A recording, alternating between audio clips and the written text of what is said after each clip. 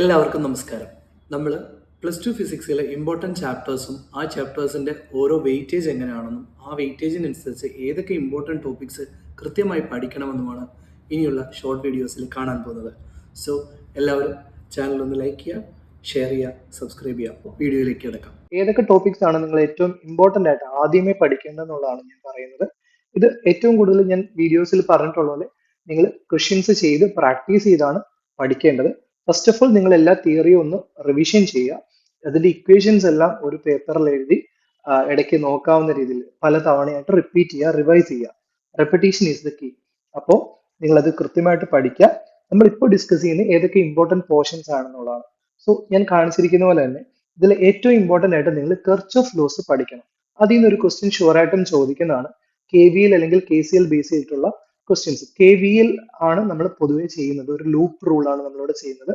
KVL conservation of എനർജിയും KCL conservation of ചാർജും ആണെന്നുള്ള കാര്യം ഓർത്ത് വെച്ചേക്കുക. അപ്പൊ ലൂപ്പ് റൂൾ ഉപയോഗിച്ച് I1, I2, I3 അങ്ങനെ ഡിഫറെന്റ് കറണ്ട് കണ്ടുപിടിക്കുന്ന ക്വസ്റ്റ്യൻസ് പ്രാക്ടീസ് ചെയ്യുക. അതിനുശേഷം ഡ്രിഫ്റ്റ് വെലോസിറ്റിയും അതിന്റെ കറണ്ടുമായിട്ടുള്ള റിലേഷനും ഇമ്പോർട്ടൻ്റ് ആണ്. നമ്മൾ NEA/VD എന്നുള്ള ഇക്വേഷൻ ഒക്കെ പഠിച്ചിട്ടുണ്ട്, അല്ലെങ്കിൽ വീണ എന്നൊക്കെ നിങ്ങൾക്ക് ഓർത്ത് വെച്ചിരിക്കാൻ പറ്റും. സോ ഈ റിലേഷൻ പൊതുവെ ചോദിക്കാറുണ്ട്, ക്വസ്റ്റ്യൻസിൽ ചോദിക്കാറുണ്ട്.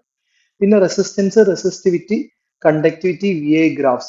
റെസിസ്റ്റൻസിന്റെ ഇക്വേഷൻ, റെസിസ്റ്റൻസിനെ ഡിപ്പെൻഡ് ചെയ്യുന്ന ഫാക്ടേഴ്സ് ഉണ്ട്.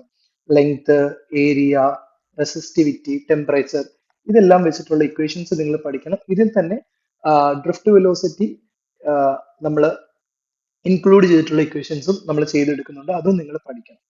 പിന്നെ റെസിസ്റ്റിവിറ്റിനെ പറ്റി പഠിക്കണം.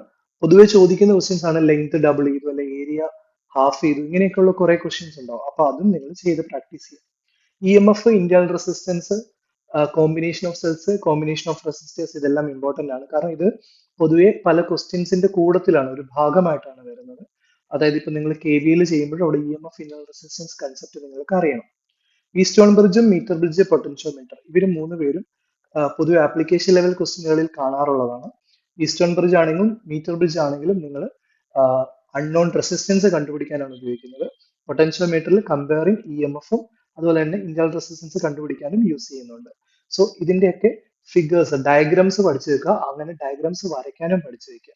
ഒരു ക്വസ്റ്റ്യൻ കാണുമ്പോൾ അത് ഏത് പോർഷനിലാണെന്ന് അറിയണം, അതിന്റെ ഇക്വേഷൻ എന്താണെന്ന് അറിയണം. അതിന്റെ ബേസിൽ അതിന് ആപ്ലിക്കേഷൻ ബേസ് ചെയ്തിട്ടുള്ള ക്വസ്റ്റ്യൻസ് ചെയ്ത് പഠിക്കുക. അതായത് ക്വസ്റ്റ്യൻ കാണുമ്പോൾ അത് ഏത് പോർഷനിൽ നിന്നാണോ അത് എന്തുമായിട്ട് റിലേറ്റഡ് ആണെന്നും മനസ്സിലാവുന്ന രീതിയിൽ പഠിക്കും. ഓക്കെ, അപ്പൊ ഈ പോർഷൻസ് ഏറ്റവും കൂടുതൽ നിങ്ങൾ ഫോക്കസ് ചെയ്ത് പഠിച്ചാൽ നിങ്ങൾക്ക് ഈ ചാപ്റ്ററിൽ നിന്ന് നല്ല മാർക്ക് സ്കോർ ചെയ്യാൻ പറ്റും. അപ്പോൾ ഓൾ ദി ബെസ്റ്റ്.